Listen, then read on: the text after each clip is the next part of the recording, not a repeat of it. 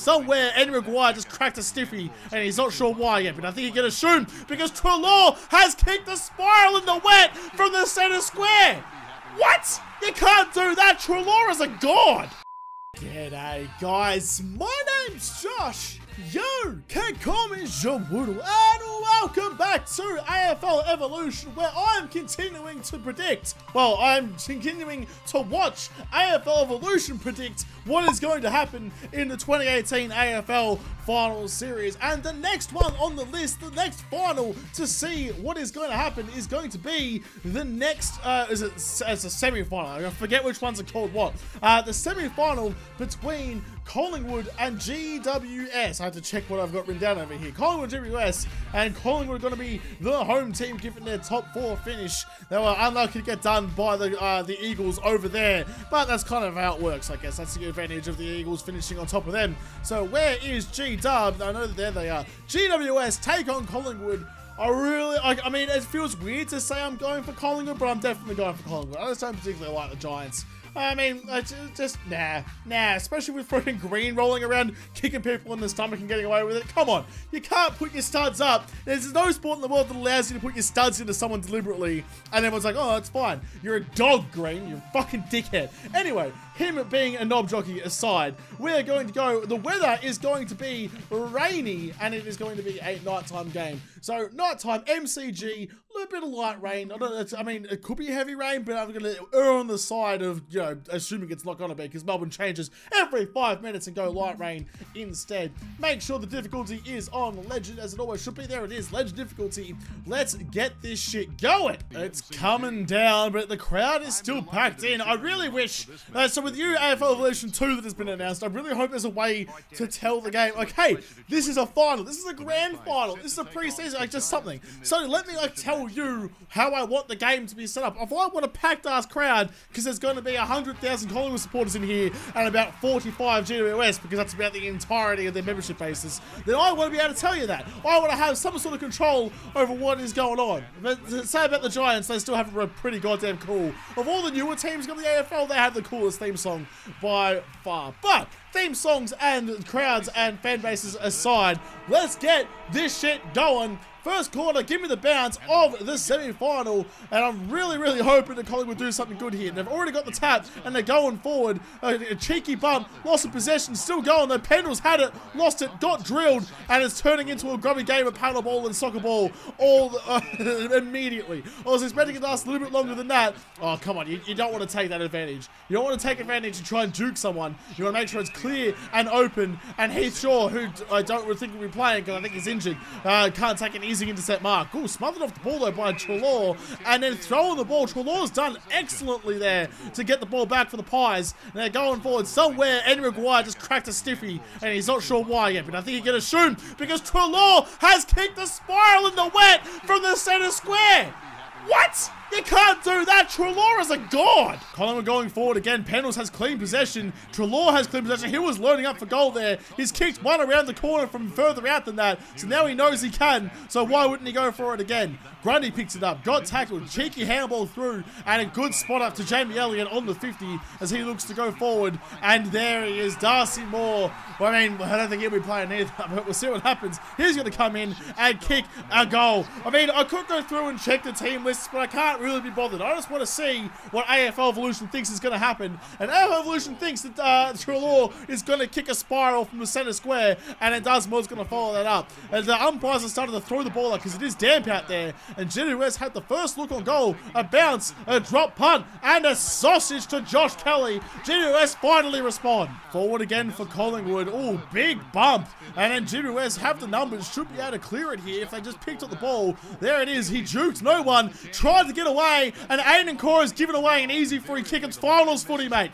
You don't have that much time to be juking no one and trying around to the back 50 when you got someone hot in your heels, because Ben Reid will come in and make you pay, and he has kicked the snag from outside 50. A lovely kick too in the wet. It's hard to hit a flush barrel in these kind of conditions, but somehow he's managed it, and Collingwood moving forward again with some cheeky handballs that probably shouldn't be happening, not with that much pressure around, and Juris getting interception and move forward through Dylan Shield, who's got to look to find it. No, never mind. I assumed he was going to go into the forward 50. Decided not to. Found the dog bastard Toby Green out on the wing, and he's given it back to Jeremy Cameron, who's also not particularly great in my books. You know the Green's bad when Jeremy Cameron, who almost like took a jaw out of someone's skull, is considered a good bloke by in comparison. But Jonathan Patton, who is actually a good bloke, is going to kick a goal. There it is, and GWS are now down by one straight kick. Alan Ward chips in the forward 50, turns it over though. Tyson Goldsack gets across, takes an easy mark. Taylor Adams in the long sleeves is going to bring it forward. Straight into the arms of Josh Kelly though. Those short balls never work out for either team. It got turned over to G-Dub, and then G-Dub immediately turned it over to Collingwood, who immediately turned it over to G-Dub. It is just tit-for-tat turnovers right now. Oh, there we go. Toby Green, the dog bastard, has taken the mark and turned it over. Thank God for that. There's not many players out there I hate more than like Joel Selwood or Captain Duckwood. But like if Selwood had gotten a fight with Toby Green, I'd go for Selwood. That's how much of a dog Green is. As I say that though, and in Peach Man's character, Alex Fasolo was turned around, kicked a lovely goal, and Collingwood get a nice little buffer. GWS looking far more dangerous now than they were. Rory Lobb should go back and put this through. It needs to take some responsibility. Does spiral sausage. That's a good effort. That's a great kick by Lobb. He has put. I wish that like I got as excited about the old like 60-meter barrels in this that I used to. I mean, it used to be rare and amazing, and you'd be like, holy crap, that's incredible. How did you manage to do that? But now you got players doing left, right, and center, and they're really not much of a feat anymore. When you got Trelaw staying inside the center square, kicking a barrel snap around his body and going straight through post height, you know that anything's possible. And even the miraculous isn't so special anymore. I say, as an easy spot up to Tom Phillips, he made it look harder than it was. It was an unselfish play for once. Didn't go for goal himself, could have, didn't, and he's going to get rewarded by, oh, he almost missed. Tommy Phillips almost missed that, but it's all right. He's got it through the middle of the big uprights, and we have another 6-point increase to the Magpies' advantage, and it blows out to 12. Jeremy Cameron, he is a goal-scoring machine, and he is not taking it on himself. He's giving it to Patton, who's also pretty good, so it should be okay. Patton will go back and put this through and reduce it to a 1-goal margin. There it is. That's a sausage. Well done to Patton. Jeremy Cameron, unselfish though. You don't really expect that from him. He likes a sausage, or mate Cameron. And not just a bunning snag, but like a footy snag as well. Why not? Not a footy pie, a footy snag. And well, I mean, I say that as Collingwood go forward for their own snags. They saw the Bunnings down the road and you know what? I like the way that barbecue has a bunch of snags on it. I want my scoreboard to have that too. Here we go. Forward again. Nope, just a shit kick. Fasolo leads the race to it though. Gets tackled without the pill. Never had the pill at all. Umpire, what game are you watching? He barely even touched it with an open hand. Never took possession and got ridden straight into the ground. That is a free kick every day of the week. But Collingwood not letting the umpires get into their heads, which is a change for Collingwood. That's holding the ball. Should have been. Got across the boundary as the siren went. GWS very lucky to escape there. Only 1 goal down. Ball's up. The reflection on the umpire's head's getting me very dazed and confused. It's too shiny. Throwing the ball against Jeremy Cameron. Advantage is paid to Daniel Wells out on the wing on the far side. Almost on the logo. And Brody Grundy doing what Brody Grundy does and making all sorts of tracks around the ground. He is the most versatile rapper into the comp, but he's not the best. Maxi Gorn takes that honour. But the ball's gone forward into the Magpies forward 50, but they can't seem to get a good clean possession of it, and GWS run it away again, and Lockie Whitfield is in an acre of space all by himself. Tries to spot up his man, but Jeremy Howard gets across and takes a good intercept mark. Jeremy Howard yet to take a screamer in this match. I'm not sure if he's got lead in his shoes or what, but I'm used to him sitting on blokes' shoulders all day, every day. Oscar Elliott going to get the first goal of the second quarter. Does not. Kicks it short for Solo. Courageous running back with the flight of the ball into traffic. Didn't think about his own safety, only the team's progression, and he has gone, taken the courageous mark, kicked the goal, and moved Collingwood out to a nice comfy 2-goal lead. This is usually where GWS respond and go forward and kick a goal themselves. Callum Ward tried but kicked it straight out to Tom Scully on the wing. So this is probably going to happen, but it's going to leave them with a nice 1-goal lead to Collingwood. Not if Brody Grundy has anything to do with it though. That's a risky kick. Oh, but Trelaw's good enough to make it work. Here come GWS. Brett Delidio has taken the mark in the forward 50. Going to go back and slot this as you would expect. In the sleeves, drop punt, through the middle, umpire barely moved. There it is, the 2-finger salute. That is, well, the 2-finger salute is this. That is not what it is. For some reason, I thought that was what I could call it. Turns out I cannot. Here's signaled the goal. It It is down to a one goal lead, as I said it will probably end up being. Good bump by Treloar to protect the footy. It does a shin to it, and it falls into Aiden Corr's lap. That was not clean footing at all, but Pendles, the superstar, the silky smooth man in the black and white, has taken the intercept mark and put it down Ben Reid's breadbasket. And he will go back and, easy as you like, kick the sausage. Sausage? Oh, that was close. Sausage. Pendles streaming through the center square. Hits up Brodie Grundy, easy as you like. Pendles is the playmaker of Collingwood, and he is doing his job perfectly right now. There he is again. Get the intercept, put him forward again. Unlucky not to hit his man. Just was it Treloar? I think he didn't want it as much as he probably should have. It might have been Hoskin Elliott, actually. Either way, Lachie Whitfield has it on the wing in front of the interchange gates, and there's Josh Kelly was in the acres. Everyone is free. All the GWS are running around without any sort of opposition at all, and the snap around the body from Delidio has gone just to the near side for a minor score, but that's okay. It's a valuable point. The first behind of the match gives them a valuable point, and it's was gone out in the full, but Maynard made good. Ben Reid takes the mark in the forward 50, 40 out, slight angle, definitely in his repertoire. Goes the spiral, which is not what I would have thought he would have gone with. Jeez, the ball just it goes straight for so long, then as it gets to the goal square, it decides to hook or turn. It almost looks like it's going for the post or even out for a straight up behind, then at the last moment it comes back in. But little semantics of this shithouse game aside, Collingwood now lead by 17, and while GWS is going to come in here and Delidio is going to score a goal.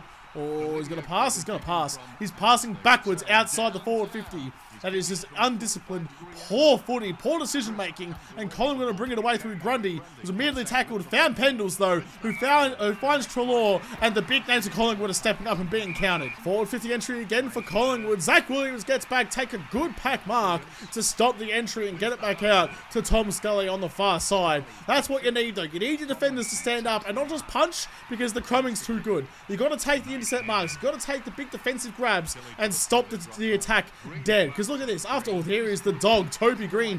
Someone let the kennel open and he got out and stuck his studs into someone again. But for GWS go again, Jeremy Cameron should take this on himself, not give it off to Patton. Yeah, he's going to go for home as he should, and he's missed. Oh, that's poor from Jay Cameron. I'd be disappointed with myself too if I was kicking like that. That is rubbish. Oh, God. Oh, God. It's a risky kick. It's somehow come off. One step, Brunana to the top of the 50. You can't do much. Taylor Adams giving my throwing the ball. You put your back under pressure and mistakes happen. You can't be doing that. The 7-point play. Cal Ward makes no mistake. And GWS edged slightly closer to Collingwood. That last score happened right before the halftime siren. So at halftime, it is a 10-point ball game. Not a lot. Collingwood dominating the possession, but GWS responding every time they have to.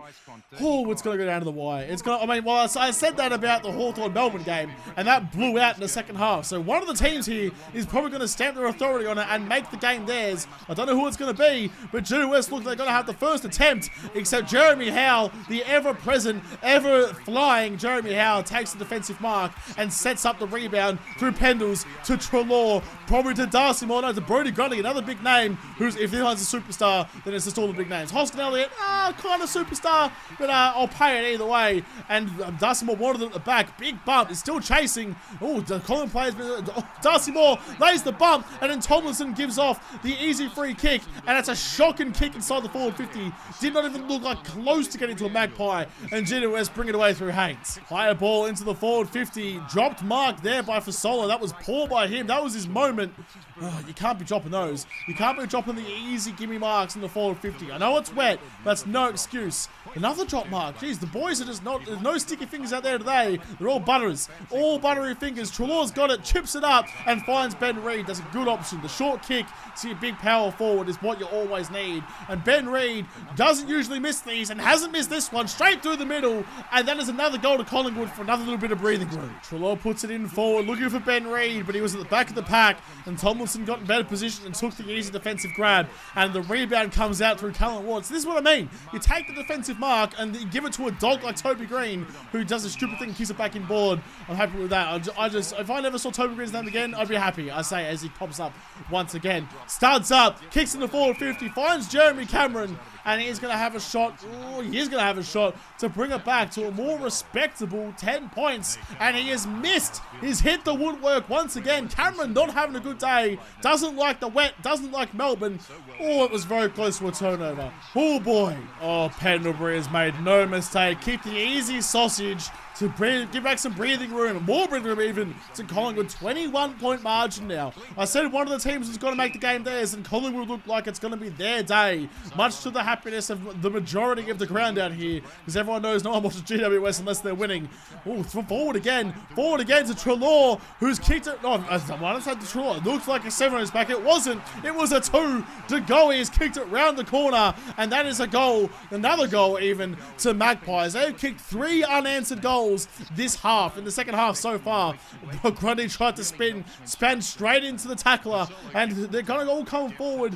The deft tap, it's all going round, it's all bouncing around in there, and it's ended up in Jamie Elliott's hands, and he has put it wide. That's unlucky. It was too many players getting their hands on it there. I couldn't see who anyone was, but it ended up in I thought Elliott would have put that through, but it doesn't matter, because the Solo is going to make this a 7-point play. Does he? Does he? Oh, he almost missed, but he does. 7 points. That's another extension to the lead. 34 points now. That's it. That's all she wrote. This is like the Hawthorn-Melbourne game. That's all there was. High ball forward 50 to Magpies. What's it, Melbourne? Ben Reid takes the easy mark out in front. This is just embarrassing now. GWS, their lack of finals experience is showing, just like yesterday with Melbourne losing out when they didn't have the experience in finals to keep going with the very experienced Hawthorn Hawks. And now Magpies, who, I mean, while I haven't been in the finals a lot lately, have more experience than GWS, I think, off the top of my head. They are looking, at least they're looking like the more experienced team out there. Josh Kelly gives away another high tackle, dropped Pill, and away. Oh, no, never mind. Never mind. GWS were coming away, but they turned it over again, and Pendles on the band, on the 50-meter mark, chips it up, high ball forward 50, and an easy mark to Tommy Phillips. What are the GWS backmen doing? I haven't seen anyone do anything down there for a while, except for the Collingwood Magpies kicking sausage after sausage after sausage. That's all she wrote for the third quarter. The premiership quarter has seen Collingwood go from only winning by, what, 10 points to a massive margin. That is, I mean, that's a big, big quarter. That is a 6-goal quarter to a no-goal quarter. All GWS managed was a solitary behind. That is an embarrassing effort for a final, and that will probably mean, I reckon it's over. I reckon it's already done and dusted. I don't think GWS can play as well as they need to finish this game off and even look competitive. Rough conduct against Ben Reid. An easy free kick to start the quarter off, but I doubt they're going to get forward, but they're going to give it a crack anyway. Tom Scully looks forward, finds Delidio. Delidio can't kick him from here. I'd be surprised he doesn't have a crack. He's gonna have a crack. This might set the scene for the quarter, and Delidio has kicked the sausage. The foot is gently getting its toe into my mouth. I may have put my foot in it, and this could wind up being, that's the first goal they've scored since the second quarter. That is, that's poor form from them, but the comeback might be on. You never know. Collingwood needs to just ride this one out, ice the clock, and make sure they don't do anything dumb. Rory Lobb could probably kick this. He's gonna have to launch it from 55. Doesn't seem to mind it though. Goes the barrel in the wet. Hard to do. And GWS have kicked another goal. This reminds me of the Golden State Warriors. They are doing nothing but just shooting from outside. And where once they were failing, suddenly they've got the Splash Brothers out there, and they are scoring left, right, and the proverbial center with just the long bomb spirals. Oh, never mind though. Never mind, because here come Collingwood. Open man in the goal square. Oh, that's poor. That is poor. You don't have an open man in the goal square and have the bloke running back take an easy chest mark. That is rubbish. But Ben Reid looks to make good on what Collingwood should have done, and he is going to kick the snag, the steadying snag, to make it a 40-point ball game. I don't think they can come back. If Collingwood keep going, they just need to score a couple. They just need to score a couple of goals just for that breathing space. Because then even if even if GWS score 6, then they are going to have an easy win. There we go. Treloar in the centre square. Just kick the goal, mate. What are you doing? You're a superhuman, right? You can kick it around your body from there. If you've got a run up, surely you can kick the 90-meter barrel. Doesn't matter though, because Fasolo is going to come in and undo all of GWS's hard work and bring it back to a 46-point margin as it was was at the end of the last quarter. Open man in the forward line for GWS, turns around, puts it through. Jacob Hopper, haven't seen him all day, but his first disposal is his first goal. Literally haven't seen him all day, but he's kicked a snag. That's what I mean. No one's getting inside the forward 50 for GWS. They're just hitting it from 60 and hoping for the best. Almost another turnover. Rory Lobb goes high on Treloar, and he will give it to Wells, and they will look to set up another goal score opportunity. If they break the 100 mark, this game is over. Pendles is going from home from 65. Collects the torp very well, and that's going through post height. That's like a 100-meter barrel. Pendles, please. Pendles, please. You can't do that. That is ridiculous. He's taken the mark at 60 and gone, nah, it's alright, fellas, gonna have a shot on goal. And hit the barrel so well, the bloke in the 10th row has marked it. That is insanity. You can't be doing that shit. And if Solomon was just seen that and gone, you know what, anything you can do, I can do better. No, actually, I'll take it back. He's going to pass it off, and Ben Reid's going to kick the goal instead. Collingwood are now 103 points. They've broken the 100 mark. The game is over. It is now party time for Collingwood. Like, Pendle's kicking goals from the other end of the ground, and Fasolo missing from the goal square. That's a big stark contrast.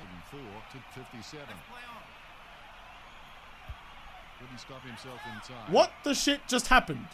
Sean, the AI of this game is so fucking broken. If they don't fix the AI in AFL Evolution 2, then I have no idea what is going to happen, because that is fucking abhorrent. He played on from the goal square. The bloke who was supposed to tackle him missed the tackle, so the GWS player just ran straight out of bounds. What?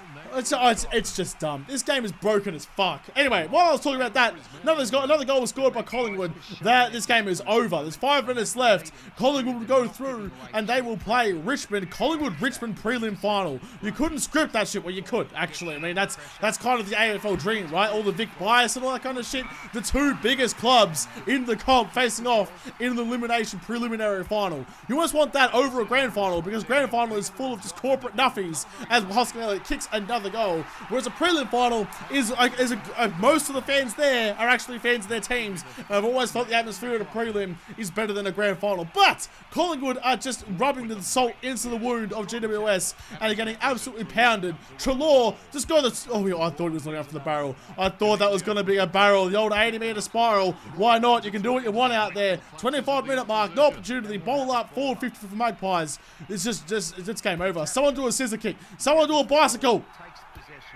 Oh, easy goal. Easy goal. Never mind the bicycle. Easy goal to Tommy Phillips. Quick handball through. Tommy puts it into the top tier. 3rd goal for today. This has been a classy performance by the Pies. This would make Richmond worried. Could they score one more? It's almost the 29th minute, which is an incredibly long quarter of footy. Haven't heard the siren yet. Coming up to 30. One more opportunity. Need a mark. No mark there. Silly punch though. Got rid of his man and didn't make a sure thing of it. Punched it and almost got the turnover again. It's coming up to the half-hour mark.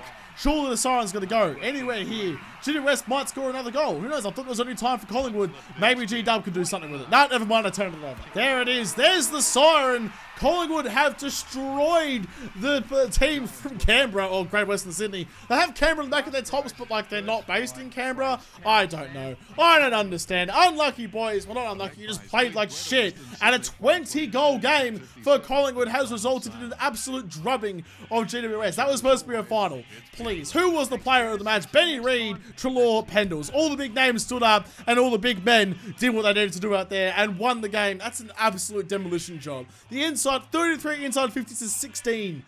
Oh my god. Go back to Sydney and lick your wounds and don't show up for another couple of years. So with that drubbing, Collingwood move on to play Richmond next week in the prelim final. It's a promoter's dream. The 2 biggest clubs are going to play off. Treloar with 24 touches, Taylor Adams with 18 and Pendles with 18. Ben Reid kicks 6 sausages. Oh my god. Cal Ward, the highest disposals for GWS, wouldn't have even figured for Collingwood. That's how good Collingwood played. But that does mean that I am done with the predictions of AFL Evolution for another week. After the prelims, I will come back and do a prediction for the grand final, which is coming very, very quickly. This year has gone almightily fast. So I'll have to come back and predict that one in the next episode, because this episode is done. So thank you guys for watching. Most of all, thank you to all the patrons on Patreon who made this episode possible. If you liked, make sure to like button down below and subscribe to this channel. Follow me on Twitter, but don't talk to you there first. I'll see you in the next episode. Have a good day.